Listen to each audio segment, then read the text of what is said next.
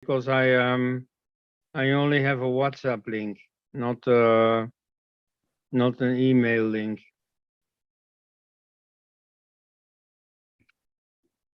Can So I won't resend it? Yeah, let me, it's there in your email, but let me just resend it one more time. Okay, just will just take like 30 seconds.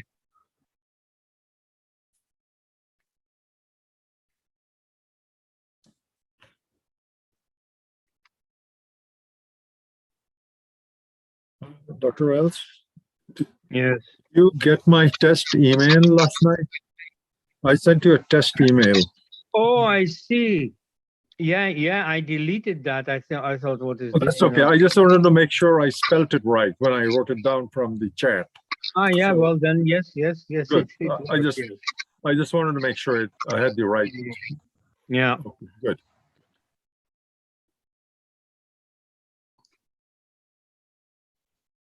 Okay, just sent. Okay.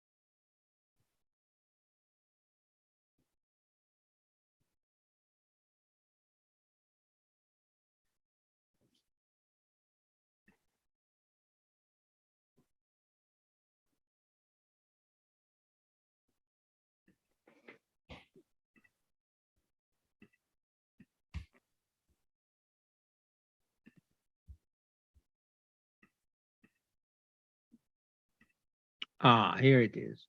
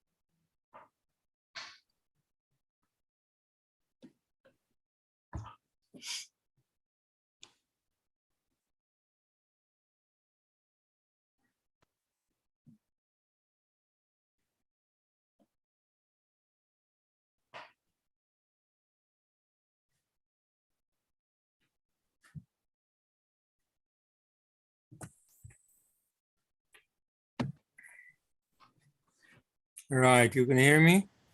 Yes. Yeah, Nalini, Okay. you can start. Thank you. Namaste. I want to greet you on this auspicious day of Durgashtami, and I want to welcome you to the session 6 in a series of 6 talks that we are having as part of Sitaram Goel's Centenary Year Exposition series. And today's talk is Sitaram Goel's view on the siege of Hindu society in India. I think this is a very important talk. I think we can all feel about the Hindu siege. I think we have the freedom, but the question is, did the Hindu mind get freed after independence? And I think it is very important that we understand this. And there is no other better person to give this talk than Professor Els. Professor Els, welcome. And yes. Right. Okay, so let's quickly go over a little PowerPoint, but then discuss freely. Here it goes.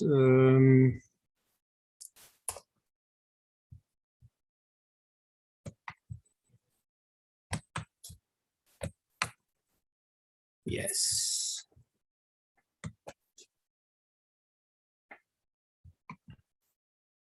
Okay. Right. So we're talking about the siege of Hinduism here. So let me repeat. I said it again yesterday. I've also written it many times. It is not India that is besieged. It is Hinduism that is besieged. And to the extent that India is besieged or is the victim of, you know, the policy of 1,000 cuts pursued by Pakistan, that's only because it is right now the political embodiment of Hinduism. You see, nobody cares about India.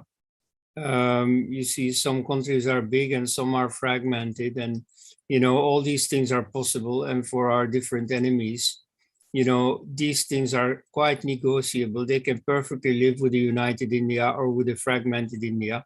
This is just not their business. You see, if India is Islamicized, the Muslims won't care at all if it is united. And so if it's if it's a united Pakistan, then fine. I'm sure you've heard the saying ascribed to Pervez Musharraf, the former president of Pakistan, that India can win the military wars against Pakistan. It can win the economic war against Pakistan. It can win everywhere. It can win cricket matches against Pakistan, who knows? But what it can't avoid is becoming Pakistan. You see, he was confident that whatever India puts up as a performance, meanwhile, silently on the ground, it is overtaken by Islam because the Muslim presence is growing and growing and growing. Anyway, that's ascribed to him. It's here mentioned merely to illustrate that the problem for them, for the enemy, is not India, it is Hinduism. And so you see, India can be one, can be powerful, whatever it wants. As long as it's not Hindu, that's okay. You see, it is Hinduism that to them is the problem. It is Hinduism that they want to destroy. And so, what is problematic about that? Well, in the very first article series in 1981, in the Organizer, this is after he retired from his business, he really gave a statement that encapsulates the whole career of Voice of India. Hindu society is the only significant society in the world today which presents a continuity of cultural existence and functioning since time immemorial. Most other societies have undergone a traumatic transformation due to the invasion and victory. You know, India, of course, had its invasions, but not yet ultimate victory of latter-day ideologies, Christianity, Islam, and communism. But he warned, Hindu culture can meet the same frightful fate if there is no Hindu society to sustain it. So Hindu culture will become a museum object, just like ancient Egyptian culture. It will become a museum object as if there is no Hindu society that gives it life. However, he says right now, this prospect is no longer just theoretical. It is now a serious possibility that Hinduism too will be defeated and will disappear. And so the whole business of Voice of India is to mentally arm the readers against that possibility. So as a historian, he is for a large part busy with just simply documenting history and telling people what really happened, because few know the whole story. And so in this respect, he is asking the question, what is it that caused defeats in Hindu history?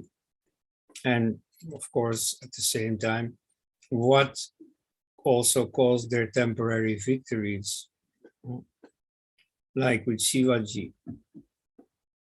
So what mistakes caused defeat? One that is very commonly said is that Hindus have a lack of valor, that they are weak, that they don't defend themselves well. Now, that is, of course, not true. If you read actual history, you see that Hindus fought back and fought back very well. And indeed, to the extent that in the 18th century, they completely returned. They practically conquered all of India and practically defeated the Mughal Empire. So among Muslims, this is said that Hindus are weaklings and so on. And many Hindus themselves have taken this over. Much use is made of this myth by the Khalistanis, who say, yeah, it is the Sikhs who defeated the Mughal Empire. It's the Sikhs who protected Hindus. You see, Tegh Bahadur gave his life for the Kashmiri Pandits and so on. You know, you all owe it to us. You know, that's also a myth. But as Ram Swarup said, you know, if Sikhs derive a sense of superiority and as well as a sense of contempt for Hindus from this is in fact normal. If Hindus themselves keep on perpetuating that myth, then that is going to earn them contempt. So it is far better to state the true story, namely that Hindus have fought very well, that, for example, the Sikh kingdom of Ranjit Singh only became possible because of the Maratha victories. And then, of course, then other parties came up, the Jats, for example. And so then there was space for a Sikh kingdom. But it's really the Marathas, Hindus, who made all the difference. But so lack of valor, that is not the problem at all. We don't have to worry about that. And even today, you see the urban upper caste Hindus, they perhaps satisfy that description of weakness. If you go look at lower classes, or especially the countryside, you know, that ancient Hindu combativeness and heroism is still very much in evidence. Is it disunity? You see, this is the RSS story, that Hindus lack unity. Now, partly this is correct. I mean, this has a basis in reality, of course. You see, there is sometimes a lack of unity that causes defeat. And when there is unity, admirably, it leads to victory. So a very good example of both is the struggle against Salar Massoud Ghaznavi. We're speaking of 1030, 1033. So he was conquering much of what is now Uttar Pradesh. And so Raja Sukhdev cobbled together a coalition, including the philosopher king Raja Bhoja. And so together they set their minds to this goal of defeating the Islamic invader. And they did in the Battle of Bahraich, 1033. So much for the success of unity. But then, you see, they had a taste now for attacking the Islamic invaders. And so they wanted to go to Punjab, where the Islamic rule was already implanted for a few centuries. and they wanted to reconquer it. But while planning the reconquest, they quarreled over the spoils of the conquest. You see, who would get what? And so the coalition fell apart before they could even embark on the reconquest, and the reconquest was never effected. And so the prized city of Lahore that they wanted would become a seat of Muslim power, from where Muhammad Ghori would then conquer the whole Gangetic plain. So, so it's a very consequential case of disunity. So when they had unity, they were brilliantly successful. When they lost the unity, then they embarked on a path of defeat. So that is true. But then this disunity doesn't fall from the air. And it's not something you can remedy with some magic trick. And here you see this is a very important contribution of Sitaram Goel. He shows that it is not just some commandment, let's say by Mohan Bhagwat or so, that that creates unity. No, unity comes from vision. When you can identify the common enemy, not Salar Masood Ghaznavi, not Muhammad Ghori and so on, but Islam, and the same problem besieging Hindu king after Hindu king, then you see, then automatically you can create unity. Then everybody will see, oh, this is the same enemy, will attack that same enemy, you'll automatically have unity. I'll give a little counter example. Just a week or two ago, Ram Madhav, one of the bigwigs of the BJP, said that this was on the occasion of the centenary of the Mopla massacre of Hindus. So he said, well, the Mopla rebellion was the first expression of the mentality that we now see in the Taliban. Now, it is very correct, let's say that he is on a learning curve, that at least he has identified the Taliban and the Mopla rebellion as a common phenomenon.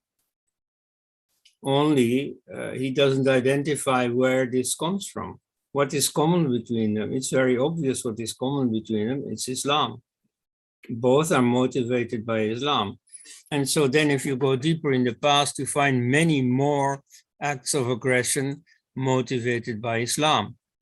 And then you see both the Taliban and the Mopla rebellion turn out to be essentially the same problem as Salar Masood Ghaznavi, as Mahmud Ghaznavi, as Muhammad Ghori, as Muhammad bin Qasim, and so on. So once you see this common pattern, it's much easier to choose a common goal and therefore to act in unison.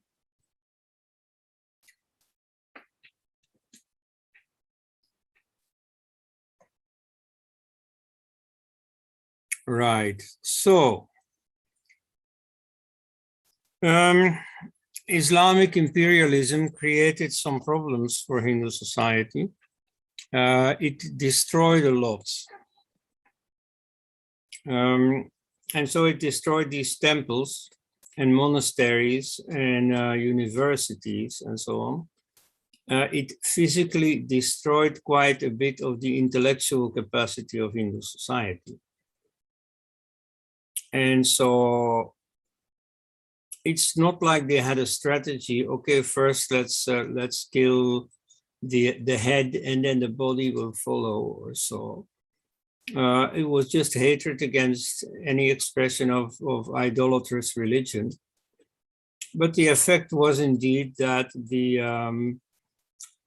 capacity for, well, let's say it in the words of Sita Goel, Hindus were capable of marshalling plenty of heroism, but their capacity for a broader vision had suffered a steep decline.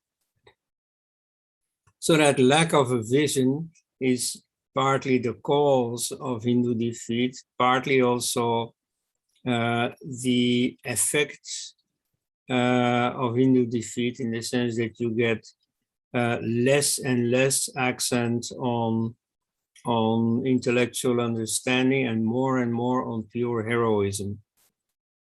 So this heroism was necessary, but it couldn't sustain itself in the long run. Understanding was needed.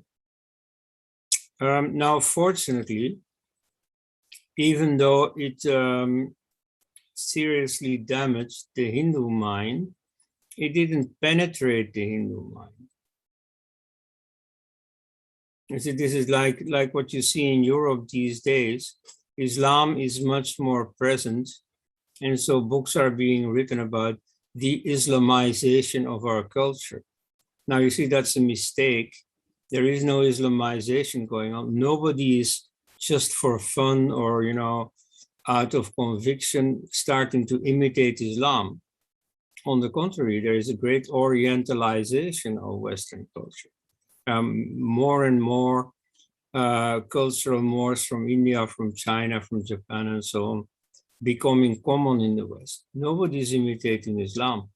And so in India, similarly, you see, there were some effects on Hindu behavior that were explained by fear, like, for instance, the fact that weddings got celebrated at midnight rather than in the daytime. That's simply fear.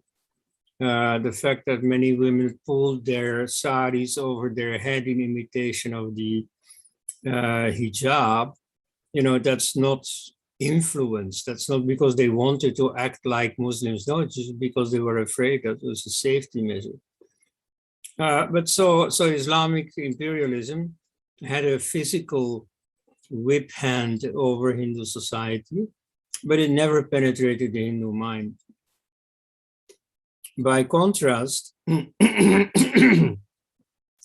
Christian British imperialism, and then its successor ideology of Marxism, they had, and I quote, modern Western scholarship, which they mobilized for manipulating Hindu minds.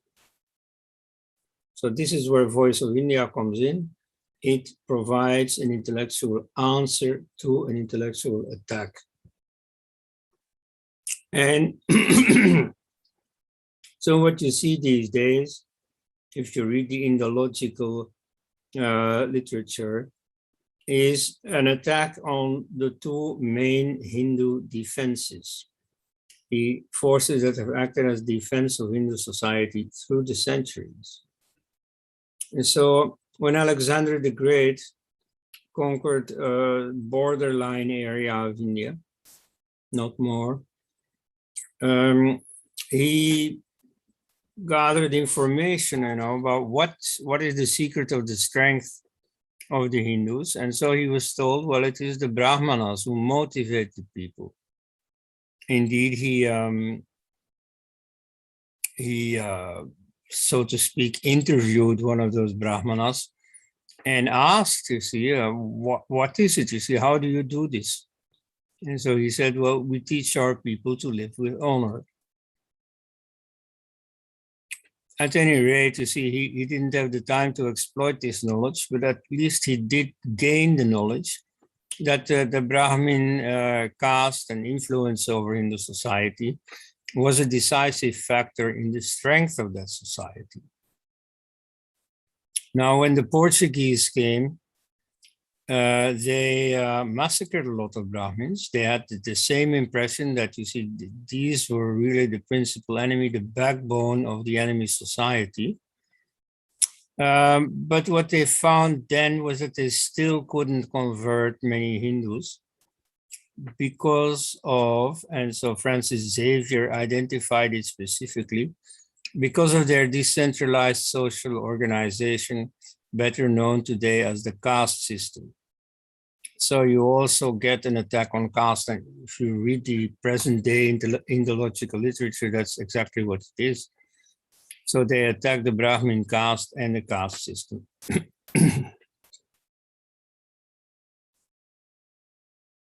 So what to do against all this?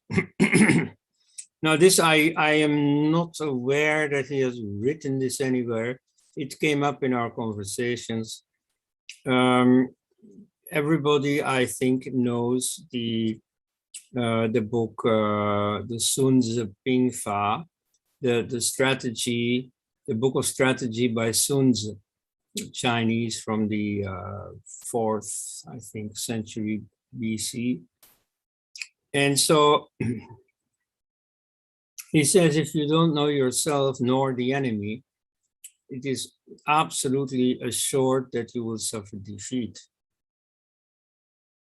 If you know only yourself and not the enemy, then sometimes you will win, sometimes you will lose. But if you know yourself and you know the enemy, then victory is absolutely assured. Perpetual victory. And we find that the enemy is indeed applying this. You see, they are sharpening their knowledge about Hindu society. You must have heard of the Joshua Project by the missionaries, where they map out each community that they want to convert. They see what their propensities are, what their beliefs are, what their needs are, and what needs in their specific case need to be answered by the missionary apparatus in order to win them over. That research is so good that many students who are writing a thesis about this or that community start by consulting the Joshua website and getting their information from there, because it's better than anything else. Now, there is a weak point though, namely the study of the political Hindu movement. You see, about that, the self-deception is enormous. You know, it's a big fairy tale. I've been hearing it from the early 90s onwards, and it's still continuing. There is a big fairy tale about what this Hindu movement is. It is, of course, fascist and Nazi and so on. It's fanatical. And so you find in ordinary media articles, as well as in serious PhD theses, you find stuff about Modi being a mobilizer of Hindu fanatics and of fostering conflict between Hindus and Muslims and so on and so on. You see, when you know his policies, and it's not so difficult to find out nowadays. I mean, you don't have to go to India anymore to find out. All the information is readily available. One mouse click and you have it. And still they all manage to, applaud for one another as long as they toe the correct line, which is to demonize this political Hindu movement. And so whatever the reality is, the story remains the same. Now, that's of course, you would feel slandered. That you would feel like you suffer an injustice by this very wrong depiction of what political Hinduism stands for. Nevertheless, you could also see it as a weak point. You see, when you know the enemy, says Sun Tzu, when you know the enemy, then victory is assured. Well, when you deceive yourself about the enemy, when you are deluded about the character and the strength and so on of the enemy, then victory is not so assured. So maybe all this hate, all this Hindu phobia and so on that is going on, strategically you could see that as an advantage. as a weakness on the enemy part. You see, the hoarser they cry, the more hate they foster against Hinduism, the farther they are from an objective assessment of the situation. So maybe that's a weakness on their part. Anyway, on the Hindu side, we hardly see this applied. There is no systematic study for strategic purposes of the enemy. You know, if to the extent that the enemy is the West, this is in fact strange, because so many Hindus go through the whole education curriculum in English, and everything they get to read is borrowed from the West. And so their knowledge of the West ought to be a lot better than the knowledge of India common in the West. In fact, you see most people in the West still are very ignorant about India. So Hindus ought to be far better informed, yet to see on the serious points. You know, what the ideological backbone is of Western society, what precisely the role of Christianity is in that, what Christianity is. You see, what are the defining beliefs of Christianity? Hindus are damn ignorant. And so this is what Goelji set out to do. First of all, properly inform. And then secondly, criticize and so on, but first of all, properly inform. You know, his book, History of Hindu-Christian Encounters, that's for that reason already very fundamental. Even if you don't want to fight Christianity, at least you should know about Christianity. So that type of approach by Goelji, that breaks through the wall of ignorance that surrounds, you see, that imprisons Hindus. All right. Then among the weapons that the enemy uses is the perversion of India's political parlance. And so one key word in that is secularism. So in Goel's work, you find a lot of critique of secularism. There is one of his books is called Secularism, or it's in fact originally written in Hindi as a series in Panchajanya, namely Secularism, Desha Droha Ka Dusra Naam. So betrayal of India or subversion of the country has as its second name secularism. So secularism nowadays means something very different from what it originally meant in the West. Well, maybe the next slide gives it a little bit better. The origin of secularism, you know, about the notion secularism in the West, there's nothing wrong with it. In fact, it was a great improvement upon the dominance of Christianity.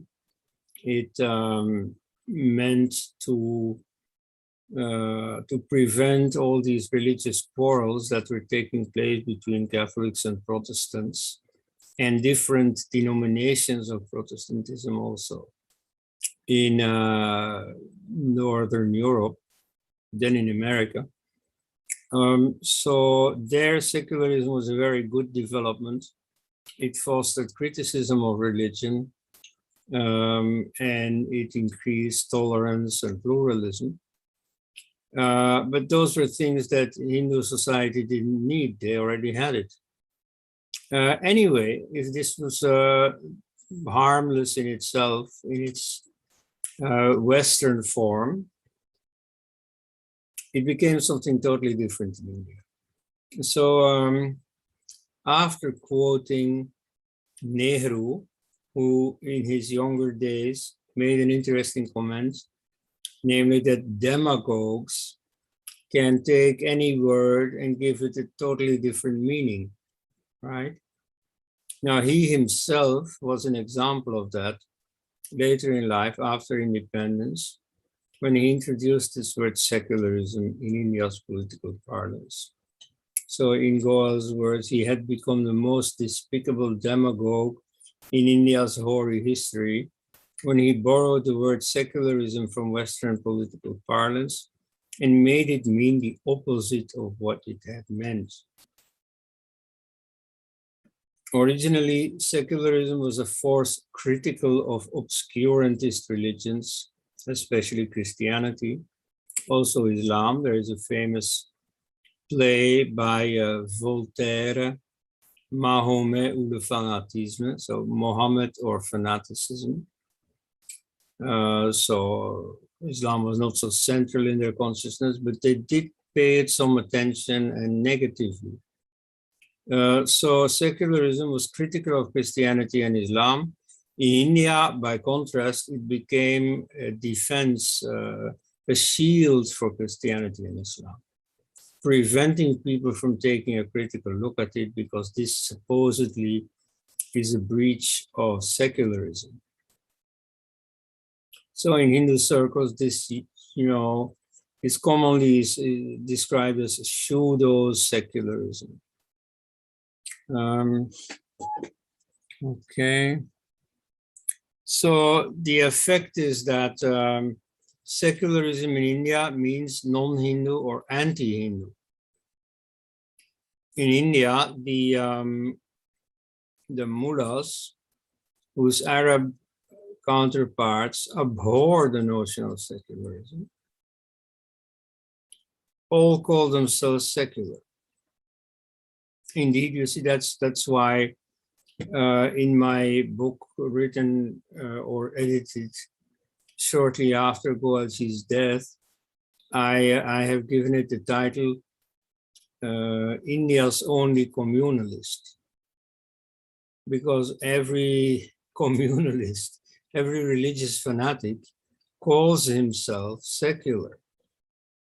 Like Syed Shahabuddin, the man who got the Salman Rushdie book, The Satanic Verses, banned, and who was one of the leaders of the Ayodhya movement on the Muslim side. He always called himself secular. And the missionaries and so on, they all swear by secularism, that which they would oppose in the West. In India, they are all for it because it simply has a different meaning, namely anti-Hindu. They are all anti-Hindu. And so it's only Goelji who simply said, well, if you want to call me a communalist, okay, I'm a communalist. I'm not a secularist. It's not like the BJP who are always trying to say, no, we are the real secularists. We are positive secularists and so on. But who accept secularism as an ideal, as a norm, which Hindus have to live up to. So, you could say that secularism has really succeeded. If enemies are fighting over the right to call themselves secular, then secularism really made it, it's really accepted by all. Similarly, the word Hindu itself is the object of a manipulation of meanings. That's what Goelji also devoted a little booklet to, Hindus and Hinduism, Manipulation of Meanings. Like you can see it in quarrels about demography. Whenever Hindus are saying that they feel besieged or so, whenever they utter a complaint, then the secularist answer is, oh, but that's ridiculous. Hindus are 80% majority. Yeah. But then when Hindus take any kind of claim, then they say, no, there are first of all the minorities. Then Hindus are also not united. There's the Veerasaivas, they're not Hindus. The Buddhists are not Hindus. The Jains are not Hindus, and so on. And so if you would apply that kind of calculus, then Hindus are not even the majority. And so the word Hindu is used in this sense or in that sense, whichever the context, at any rate, always so that it thwarts any Hindu concern.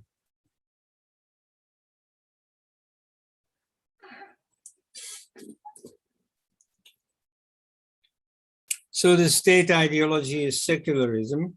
Actually, before independence, nobody ever used the word secularism, not even Nehru.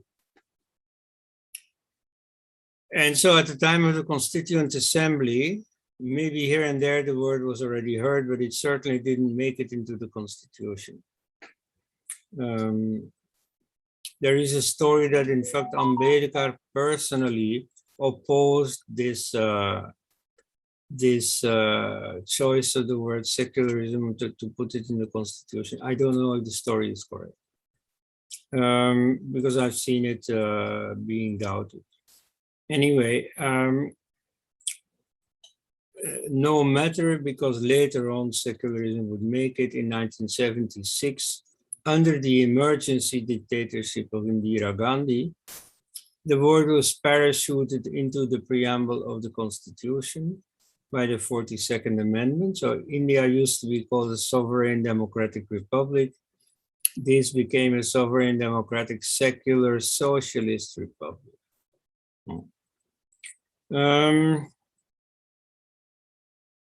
So playing by the new rules and accepting the notion of secularism, the Vishwa Hindu Parishad then countered by saying, yeah, but you see, all the values of secularism, they are present in Hinduism.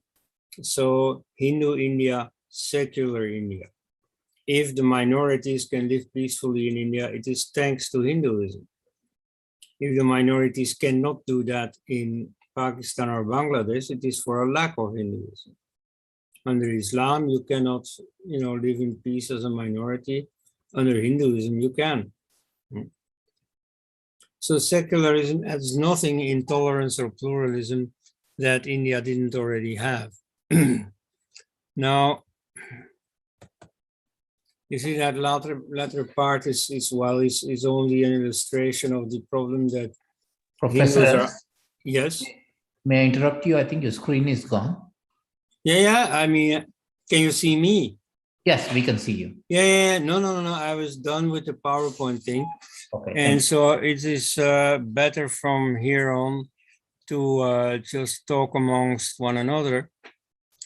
So at any rate, his contribution in life was to make Hindus aware of the problems they face, of the strengths they have, and on what they can do within the situation. So the very first point is simply to inform the Hindus and to get them to think about this. You see, to make them see what the problems are, to stop their passivity, which nowadays is very much the case, and to wake them up. That's what every political movement does, wake up. That's what they say, but in this case, it really applies. And so you have to look for yourself who the enemy is, what he brings, what the threats are, what the opportunities are. And so then he contributed to that. He did provide all the information you need about communism, about Islam, about Christianity. And then it shows that Hindus have no need of any of those, that it is perfectly okay, something that Hindus had started doubting over the last decades, that it's perfectly okay to be a Hindu, that Hinduism has all the answers and that it has no need for Islam or Christianity or communism. There is recently a slogan in the RSS, which wasn't there yet when Goel was alive. I guess he didn't know it would ever come to this, where the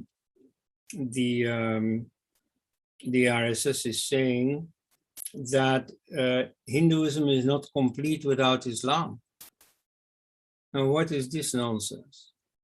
Or even if you say that India is not complete with Islam, what is this nonsense? You see, I like countries, you know, of all kinds, even if they don't have Islam. In Japan, there's no Islam, or not noticeable at any rate. There's nothing wrong with Japan. Japan doesn't need Islam. And so India doesn't need Islam either. India was perfectly fine in the age of Rama and Krishna and the Vedas and Vasishta and whoever. You see, India was perfectly fine, was an interesting place. It had its problems, no doubt. But you see, it was a golden age to this extent that it was independent. It was not being colonized. It was not being conquered and exploited. And, you know, it didn't need Islam. I mean, if you look at the Babri Masjid and you compare it to, let's say, the Meenakshi temple, I think you see in terms of architectural beauty, India has a lot more to offer than Islam has ever brought to India. So we don't need all the rest. We can study them, and indeed Hindus are naturally inclined to be interested. So there's nothing wrong with that. Hinduism is by nature universalistic. It is Islam and Christianity that are not. It is they who exclude all the rest and see only themselves. So Hinduism basically has all the answers. Also in a far more practical sense, like ecology, for example, Hinduism is far more naturally ecological than Christianity or Islam is, than communism is, that has created such ecological havoc in the former Soviet Union, and so on. So yes to Hinduism, yes to Sanatana Dharma, only he is not so sure that the Dharma is naturally Sanatana. You see, in a fundamental sense, you could say, yes, this Dharma can never be destroyed, in the sense that there's always going to be individuals who set out on a search of discovery, you know, who are spiritual minded and so on. You're always going to have this. But you see, as a society, as Hindu society, you see, many Hindus say, oh yeah, that's invincible, that has always existed, look what it has gone through, and it's still there. Well, you know, that is overly optimistic, that's naive. Because in many places where Hinduism used to exist, it doesn't exist anymore. As late as 1947, Lahore was a Hindu majority city.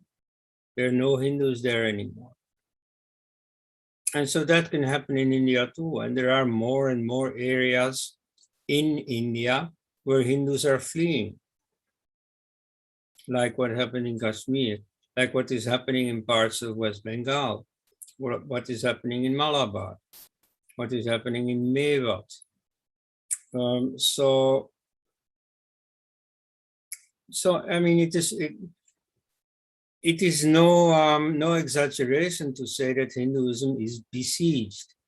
I remember at the time, the first book about communalism that I read when I came to India, 1988, was, in fact, it was when I was going home after my very first stay in India. On the airport, I found a book that I thought was interesting and I bought it. It was by M.J. Akbar, then with Congress, later with the BJP, but, you know, very much in the attack against the BJP. He wrote his book, India, the Siege Within. And so that title is very clearly an allusion to Sitaram Goel's title, India Under Siege, or Hinduism Under Siege, rather. So that siege is there, and therefore the work of Sitaram Goel is to be taken very seriously. It addresses a very serious situation.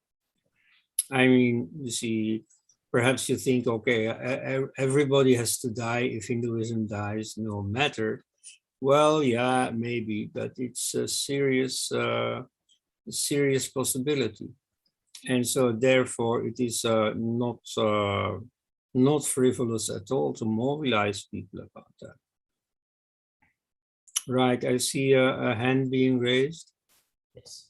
So, Ravinderji, I think you can ask your question. Ravinderji, before you ask your question, so if anybody wants to ask a question, please use the icon raise hand on the Zoom application, and then you can go in an order. Ravinderji, you can go ahead with your question. Yeah, Namaskar, Conradji. I have two questions. The first one is on the secularism. The actually, it's not so much a question, but it is something which I found is you did not mention. The secularism is basically based on the nature of a human being. That means there is a soul and there is a body. Soul is sacred, therefore laws of Bible apply to it, whereas the body is not, it is profane, and therefore laws of human being or the shaitan can be applied to that. Yeah. So therefore the cosmology or the human structure is very different from what Hindu tradition, Hindu vision is. Namely, it has four parts. It has Sthula Sharira, Suksham Sharira, Karna Sharira, and it has Para Sharira, the Om itself. And therefore, there is no different. There is no sacred or the profane issue, but those are also actually not there. In fact, you can completely ignore the deities, supernatural things. The whole of the dharma issue can be built up entirely on this structure itself. But there is no profanity here. Therefore, applying the secularism effectively disadvantages the Hindu worldview and the Hindu sense of the human being. And this, I think, is a significant problem. That's why we find that in India, because our constitution every time seems to try down our sensibilities because they use this secularism on something where secularism is inapplicable entirely. So if you could make any comment on that, number one, and then we'll ask next question. Yeah, well, I don't think we can get very far in understanding secularism if we bring in these concepts of body and soul. You see, secularism is not anti-religion per se. Indeed, you see, you have a form of secularism that is anti-religion, which was that of the French Revolution. Although, even then, you see, they believed in reason, in rationality, and so they invented a goddess of reason. And so they were, well, a little bit religious also. But anyway, there's the American form of secularism, which came about because there were many different Protestant churches. There was also a Catholic church that, took refuge from England, where they were also persecuted by the Anglicans. And so secularism was a formula to keep them separate, to make sure that they didn't attack each other. And so the American Federation doesn't make a choice between these different religious options. States like Massachusetts was for the Puritans, and Maryland was for the Catholics, and Pennsylvania was for the Quakers, and so on. So the states could still have a state religion, like Europe in the age before secularism. They could still have a state religion, but at least the federation could not. The union could not. So they created a space of neutrality where you see all these different options would be possible, but it was not anti-religious. On the contrary, you see, this secularism was created, at least in America, by very religious people who didn't want the state authority, to be captured by a rival sect, and so that they would be persecuted or oppressed or so. Yep. So this secularism was eminently reconcilable with religion, and so You could cultivate your soul any amount you want. And so that's why, you call India secular and not, for instance, China, where religion is persecuted, because that's not neutrality vis-a-vis religion. But you see, the problem is that there are actually issues which the court takes and the government takes, which is supposed to be based on the secularism, where even if they would have tried not to hurt our sensibilities, that does hurt the sensibilities of because they don't. Let's take case of this recent Sabrimala issue, Yeah. which is based on the tantric tradition. And actually, that is not part of necessarily dharma. That is the moksha aspect. But nevertheless, let's take that. And there, the issue of the tantric tradition has a different connotation, different meaning, different cosmology, etc. And therefore, the forcing the corresponding secular laws effectively is treading up on the sensibilities of the moksha tradition. Yeah, but there you are talking about India. And so my point, or already Sitaram Goel's point, was precisely that the word secularism in India has a completely perverted meaning, that it means the opposite of what it meant in Europe. But will it be possible to implement some European type of secularism in India? Well, strictly speaking, that's possible. I mean, I don't know if it's desirable. That's another point. But, of course, strictly speaking, this is possible. And so, if you want to swear by secularism, as for instance, the BJP today does, then you can introduce secularism by, for example, treating all schools the same. If the Right to Education Act counts for Hindu schools, then it should also count for Muslim and Christian schools. That's secularism. You should not discriminate on the basis of religion. Therefore, the word minorities should be scrapped altogether from Indian legislation. There should not be a minorities commission. There should not be a minister for minorities. That's secularism. In Belgium, there is no law that says religious minorities this or that. There is freedom of religion, and so you can set up a religion, which initially is certainly going to, be a minority religion, and you have the rights that religions have. Or rather, the citizens have the rights to religion. All the citizens the same. So, if in India you could enter a clause that says all citizens are equal before the law, also in matters of education, of temple management, and so on, then you're there. And that's secularism. I think there's a problem there. Ravinderji, if I may, I think there are other people who want to ask. Okay. I will get out from here. Thank you. No, you can ask your question. Like I will ask it later. Let others ask the question. Karlji. Hello. Yes. Karlji, I think you had a question. You raised your hand. Yes.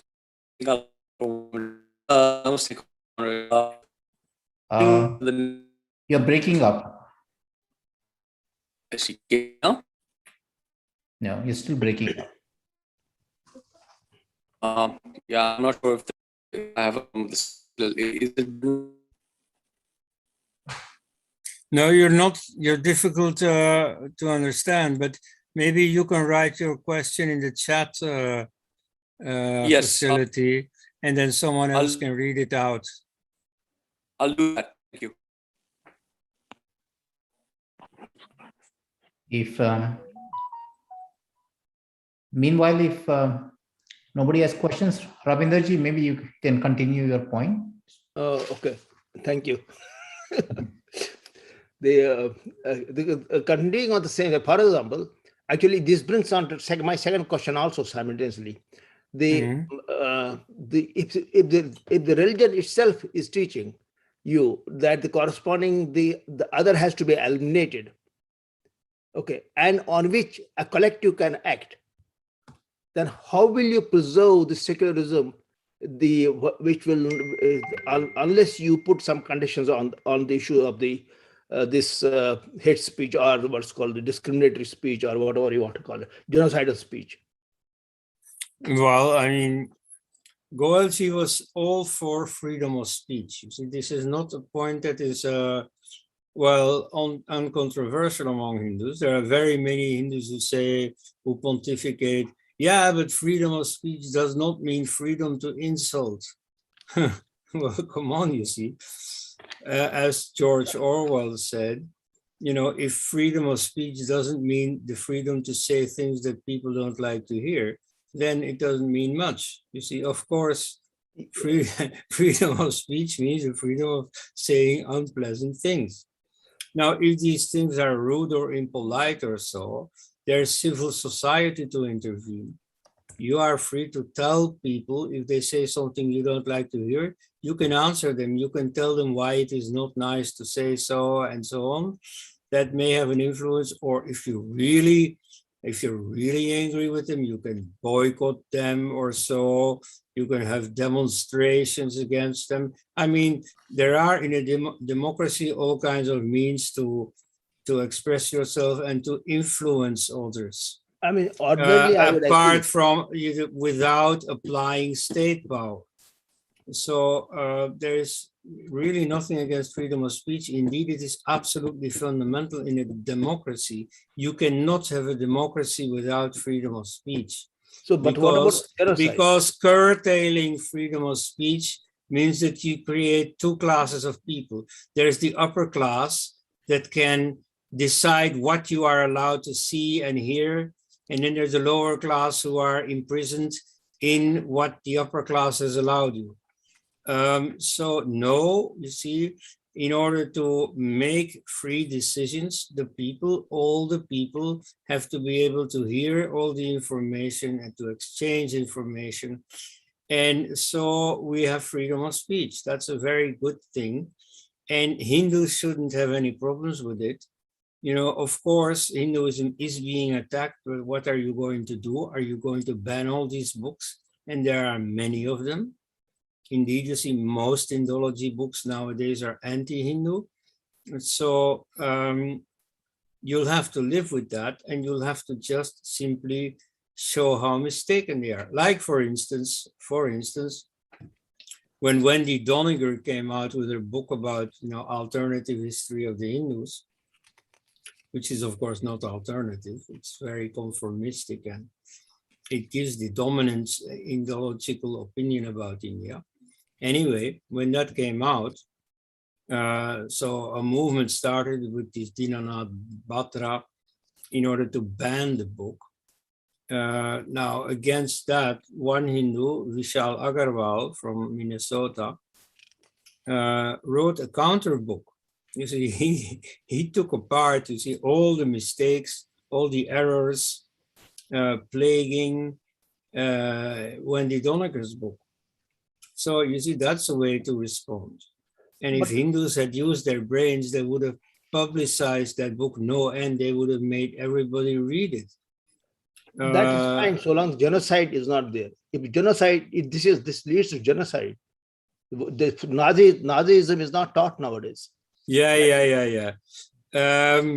I know that some people say, yes, you see the ugly anti-Jewish drawings, you know, cartoons and so on in Der Stürmer, one of the Nazi papers, you know, they led to the Holocaust. Well, that's not true. They had some not so nice applications. So Germans imposed inequality on the Jews, limited the professions they could take and so on, and started pushing the Jews out, to promote their emigration. So this was not genocide. Of course, this was not good. That's not at all what I'm saying, but it's not genocide. The genocide happened in war circumstances, which they had not foreseen. And so you can, you know, quote Himmler, his sayings in 1939, 1940, where it's very clear that he is not yet thinking of Jewish genocide.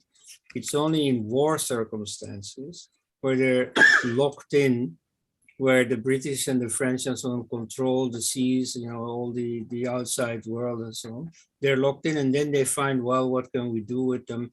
The only way to make Europe free of Jews is by killing them. And then they did so in great secrecy, because they knew that even German public opinion, even all those who had voted for the Nazi party, would not stand for it. They were against the Jews, but killing them all, now that's different. And Himmler also described this as a problem. He said, you see, okay, it's easy to say, oh, we are against the Jews. But then when you want to implement it, then everybody says, oh, yeah, but this Jew is a good Jew. And so, you see, in order to get around that problem, he did in great secrecy this genocide. So, so that was in very particular war circumstances that did not follow from the ugly, hateful speech that was around in the 1930s. So, I mean, I am against this genocide. I am against this hate speech too, but the two are distinct phenomena. I do not buy the line that wrong speech leads automatically to wrong acts. You see, the two are distinct. If you say things against any group, that is perfectly allowed. If you start acting upon it, that can be forbidden by the state. Against that, the state can intervene. And I mean, that's like a very obvious problem. As they say, sticks and stones may break my bones, but words can never hurt me. You see, words are perfectly fine. It's as soon as people start using violence or anything that is forbidden by law, then of course the law can intervene. So, I mean, I think that distinction is quite obvious. Okay, I'll cease here. Actually, I won't ask any more questions, but we have examples of otherwise. Yeah. So, Elsie, we have a question from Carl. Carl, are you able to say your question? Or should I read on your behalf? Well, I can give it a shot. My connection cooperates. Yeah, it's good. Yeah, now I can hear you. Yeah. Okay, yeah, Conrad, I was just wondering. So when you talked about vision and about understanding the adversary,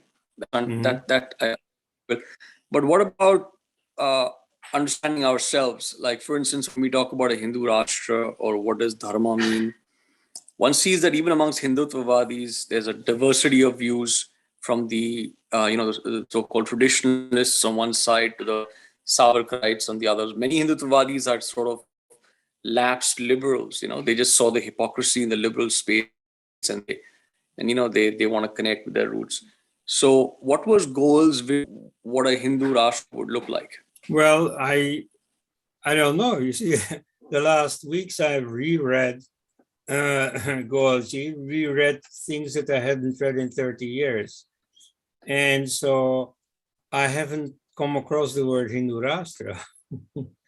You see, Goelji was a liberal, really. A British liberal of the type of, George Bernard Shaw, George Orwell, Aldous Huxley, Bertrand Russell. You see that tradition, early 20th century, that's where he had his intellectual formation, his grooming. And so that's still there. That view is there. It's a genuine liberal view. So he didn't question democracy. You see, some people say, yeah, but you see, the Hindu kingdoms in the old days, they didn't have democracy, so we are against democracy. Although there are others who say, yeah, but there were also republics in ancient India. And so, the modern Indian Republic is only a continuation of that, or a revival of that, but it's quite Hindu. Anyway, so there are already two both well-founded opinions about it, so they can fight it out. But at any rate, neither was Goelji's opinion. I mean, he just didn't ask the question as far as I can see. I mean, I'm sure, you see, he was a very thoughtful man. This is something that he had certainly thought about, only I'm not aware of him actually pronouncing on it. But at any rate, he didn't question democracy. Democracy was obvious for him. That was just not questioned. And so his view on freedom of speech is of one piece with that. Okay. We have 1 more minute. Does anybody have a final question? I could continue actually if there is no other question. If Professor else, you want to have 5 more additional minutes for Ravinderji's question, or if we just have a minute, 1 more minute? Well, you see about the Hindu Rashtra and so on. You see, Goelji was not an RSS man at no time in his life. And so he was quite conversant with RSS people and with Hindu Mahasabha people, but from a distance, let's say. You see, the center of his political worldview was in modern democracy. And, the fight against communism only sharpened that. You see, the natural alternative to communist authoritarianism was democracy. And, any conservative, traditionalist Hindu alternatives were just not in the picture at the time.